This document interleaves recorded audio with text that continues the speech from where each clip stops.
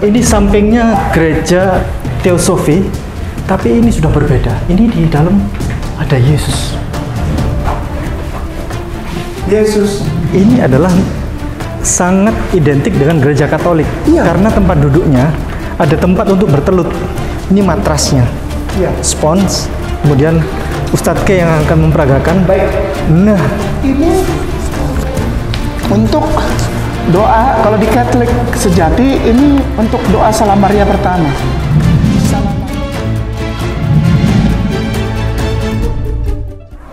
Semakin banyak silaturahim, maka semakin kita mendapatkan banyak ilmu, banyak saudara. Kami sangat berterima kasih kepada pengurus gereja yang baik hati telah berkenan berbagi kepada kami. Mari ikuti perjalanan kami yang mengasyikkan ini. Bismillahirrahmanirrahim. Assalamualaikum warahmatullahi wabarakatuh.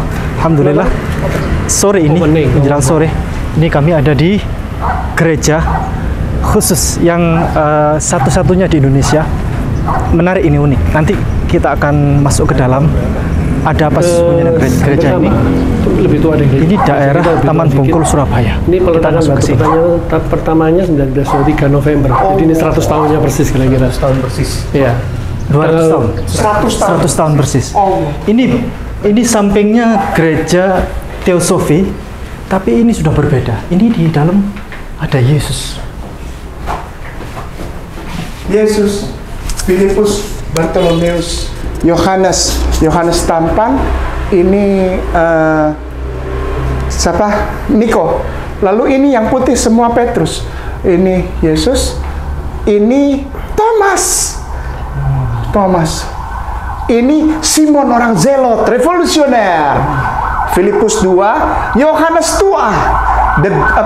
The elders, Yohanes the elder. Lalu ini James, lalu ini Jude, kitab Yudas, Iskariot, yang katanya. Di mana Barnabas? Ya, Barnabas di mana? Barnabas di sebelah sini, nggak ikut foto. Oh iya, baik. Ya, ini dia nih, yang agak-agak botak ini, dia Yudas. Kalau tidak ada dia, Yesus tidak disalib. Kalau tidak ada dia, tidak ada penebusan dosa buat orang Kristen. Maka itu seharusnya dia yang lebih ngetop. Kenapa dia dibenci sekarang? Namanya Yudas Sikari. Oh. Ini adalah Yesus bersama Domba yang hilang. 99 domba. Ini yang satu. Satu domba hilang. Iya. Dicari sampai ketemu, bawa pulang. Oh iya. Gendong bawa pulang.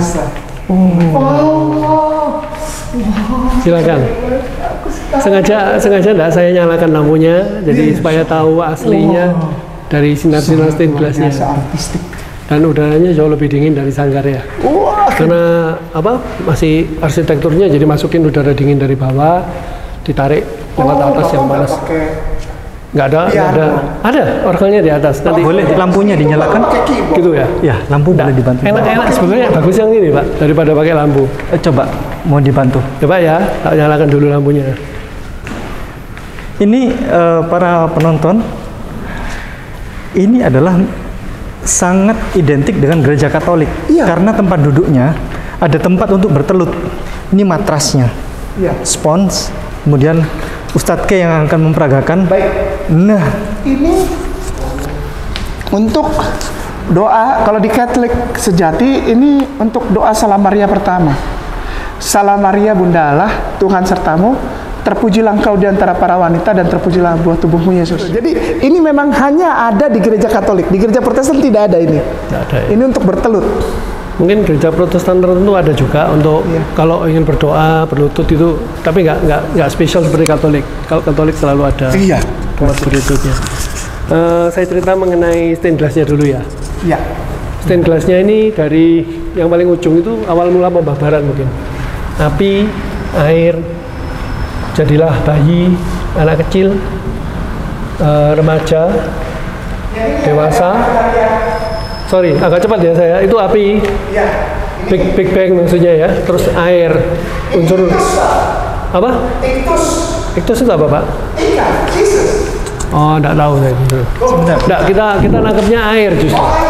Jadi setelah api penggambaran Roh Kudus. Jadi apa namanya, Big Bang yang pertama kali. Iya, Big Bang. Betul. Terus lalu yang ini ada kan adalah air. Iya, air itu untuk penyelamatan dan juga digambarkan melalui pembaptisan.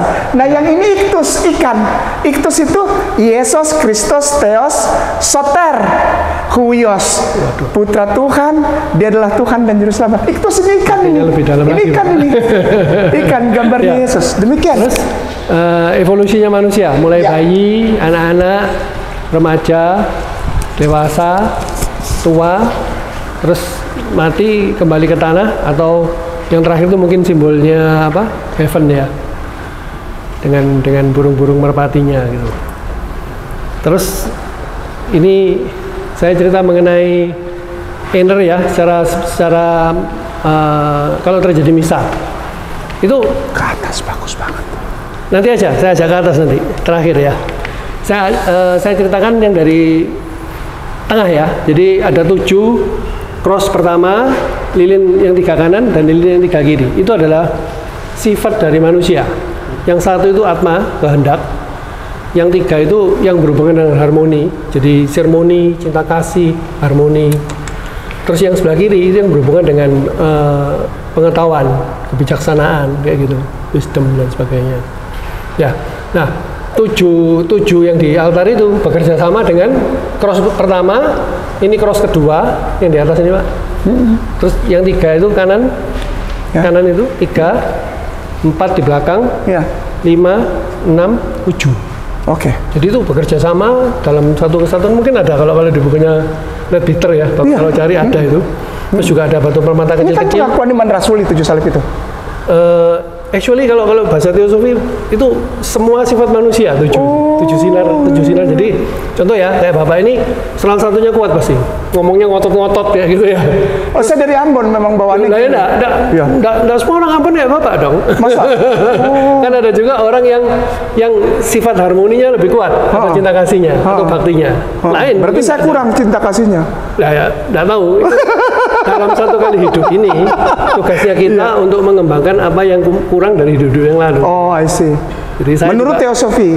Ya, secara teosofi, bahasa teosofinya gitu. Saya sendiri, saya orangnya berangasan gitu ya. Suka nggak pernah bertengkar lah, bisa umur hidup untungnya nggak pernah bertengkar, nggak pernah belajar ilmu bela diri. Di akhir usianya Mami, hampir 8 tahun, Mami saya lumpuh separuh, yang ngurusin saya full. Adik saya perempuan tinggal di Holland. Nah, ternyata setelah beliau meninggal, saya baru ngerti gitu. Saya dibentuk oleh penderitanya Mami ini oleh Tuhan sendiri gitu. Kayak gitu. Jadi mungkin itu sinar yang harus saya benahi dan saya perkuat dalam hidup ini gitu. Ya, oke ya? Oke.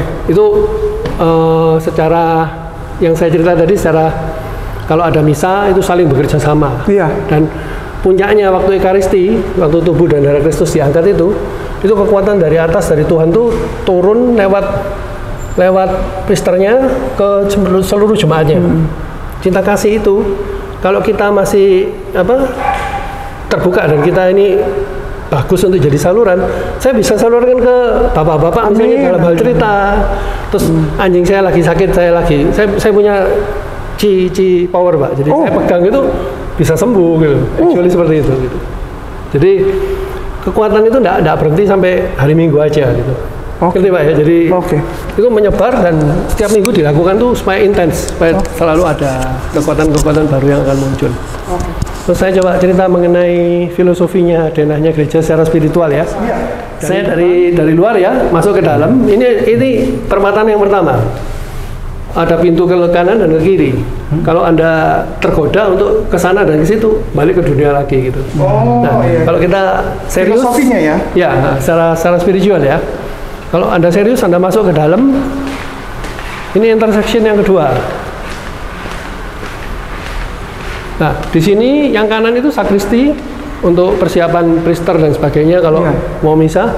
Yang sana itu ruang persiapan untuk alat-alat perjamuannya seperti lilin, bunga dan buku-bukunya.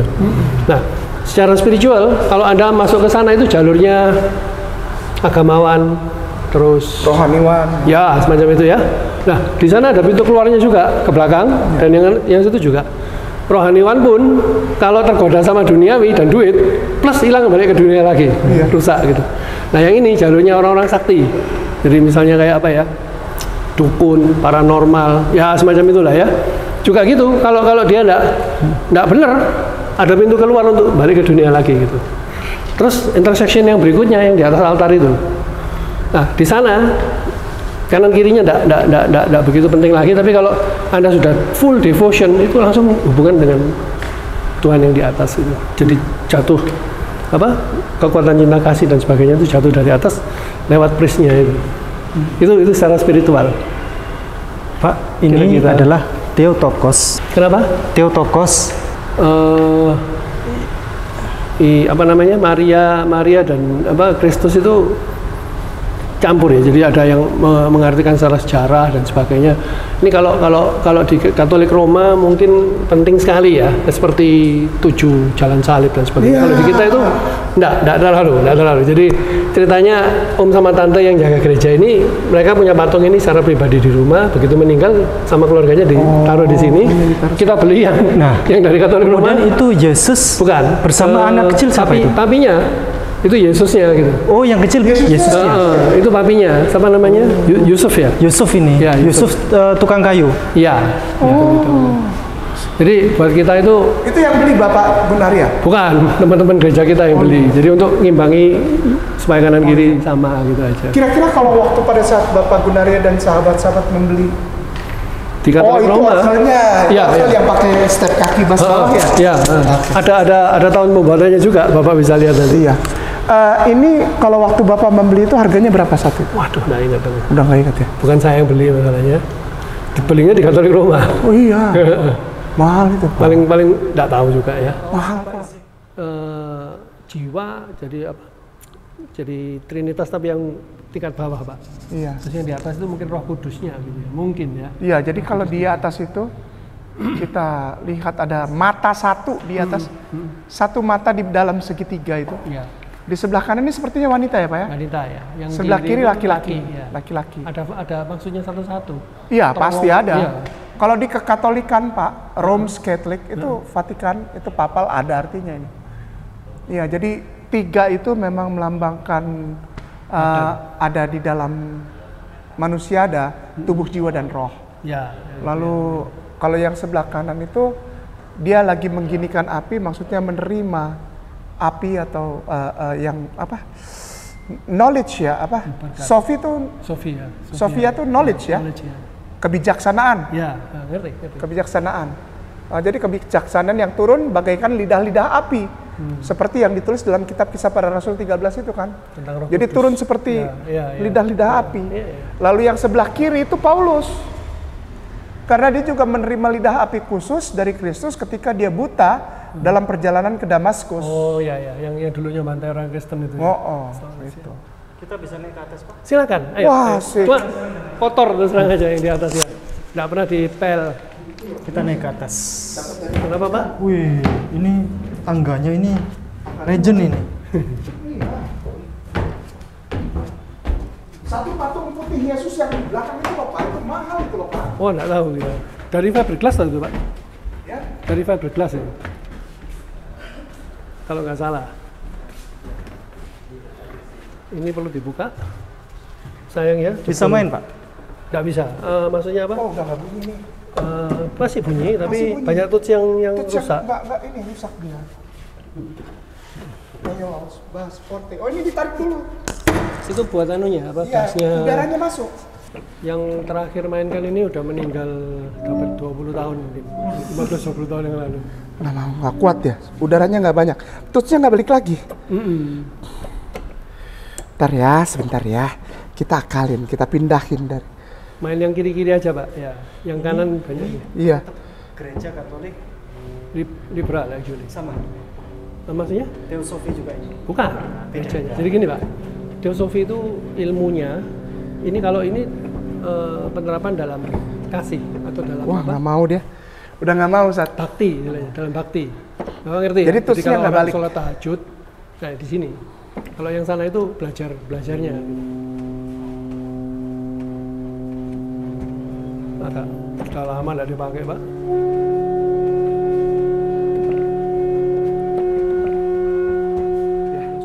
Udah kasihan. Ya, sayangku, cintaku. Udah nggak mau main. Udah nggak mau dia, nggak mau balik. Tahun pembuatan kaca ini. Iya. Oke. Tahun pembuatan kaca ini 1920 Schilling. Belanda. Ya. Voorburg dibikin di Belanda tahun 1924. Iya. Nama desanya Voorburg. Uit. Jadi ini desanya. Jadi kaca ini dibuat di Holland di desa Voorburg. Terus yang revisi ini, Pak, tadinya kan dia kan memang suka bangunan kuno gini ya. Dikerik sama tangan, oh ternyata catnya dari luar. Saya mikir tambah masuk akal. Iya. Karena matahari terus kan pasti hilang catnya. Iya. Saya waktu betulkan yang di luar, kan saya bersihkan dulu sebelum saya lapisin kaca. Iya. Ternyata warnanya itu di dalam kacanya, Pak. Oh. Jadi seperti apa lukisan Putri Cempa ya, dibakar Iya. sama kacanya jadi satu. Susah, tidak ada lagi ini. Impor. Iya, Impor. naik kapal. Ini. Impor. Kesininya naik kapal. Ini 3 wajah manusia. Bukan. Ya maksudnya 3 badan. tubuh, jiwa dan roh. Rohnya yang di atas mungkin, Pak. Izinkan saya bertanya Iya. tentang satu hal ini. Ya. Ini Yesus tentang apa ini? Kenapa ini Ini Yesus? lukisannya.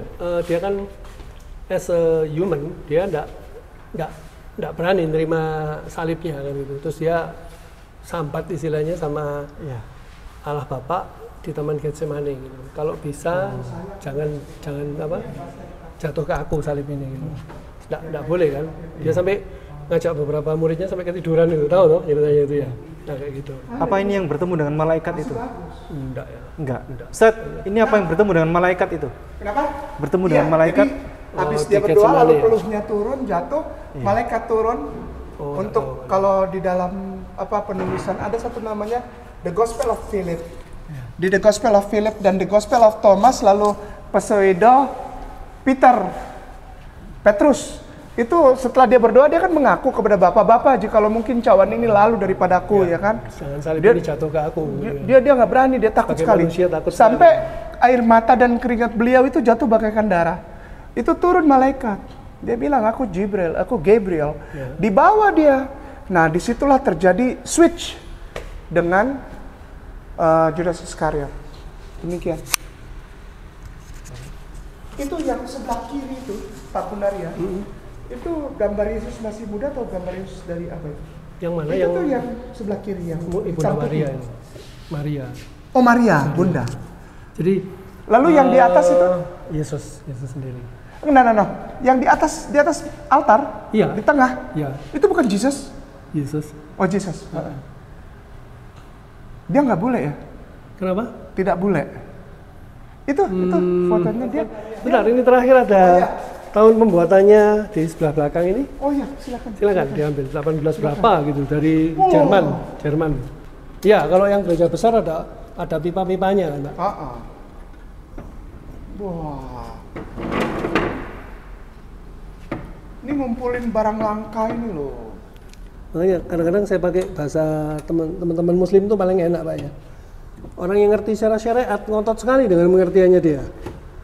Kalau istilah saya gini, manusia ini saya umpamakan seperti kodok dalam tempurung, ya. Kalau yang pertama kali yang masih syariat, dia cuma ngerti isinya tempurung itu aja, dan dia tidak mau dimasukin oleh pandangan lain, agama lain, kayak pandangan yang berbeda sedikit, yang agamanya sama juga, yang sudah hakikat misalnya ngasih masukan, tidak mau terima dia. Kenapa? Karena di dalam tempurungnya itu dia cuma bunyi kung, pantulannya kayak gitu. Dia paling masuk ke ujung ini, kung, suaranya kayak gini. Setelah dia ngerti, baru dia keluar dari tempurungnya. Itu orang-orang yang tarekat. Dia mulai keliling, tapi cuma ngerti segitu aja. Lalu istilah saya naik di atasnya tempurung. Itu yang sudah mulai hakikat. Ya. Orang kayak gitu, kalau kita cerita seperti saya cerita ke Bapak tadi, Bapak tanya yang detail, saya jawabnya simpel ya loh. Iya. So simpel gitu, sudah selesai. Iya. Tinggal kita mengimani menurut diri kita yang di dalam masing-masing gitu. Nah, terus kalau yang matrifat jauh lebih dalam lagi gitu. Jadi sudah bukan kodok di dalam tempurung lagi, mungkin dia naik di atas gunung, cuman lihat oh tempurung itu cuman kecil gitu aja ternyata gitu. Sesimpel gitu ya.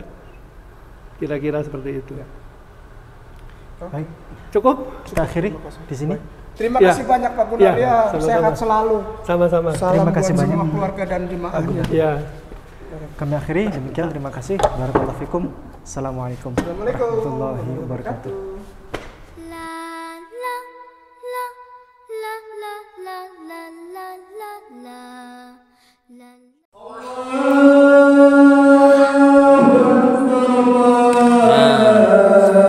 Kita buka puasa dengan sayur laipat ini. Lihatlah mereka, para mu'alaf di pedalaman, berbuka dengan makanan apa adanya. Karena untuk beli beras saja mereka tidak mampu. Ayo, dukung kami dalam kegiatan Ramadan bersama para mu'alaf binaan Mu'alaf Center Nasional Hagia Sophia yang ada di pelosok Nusantara. 1. Kegiatan buka bersama para mu'alaf binaan yang tersebar di berbagai daerah pelosok pedalaman. 2. Kegiatan bingkisan Ramadan untuk para mu'alaf du'afa yang tersebar di berbagai daerah pelosok pedalaman.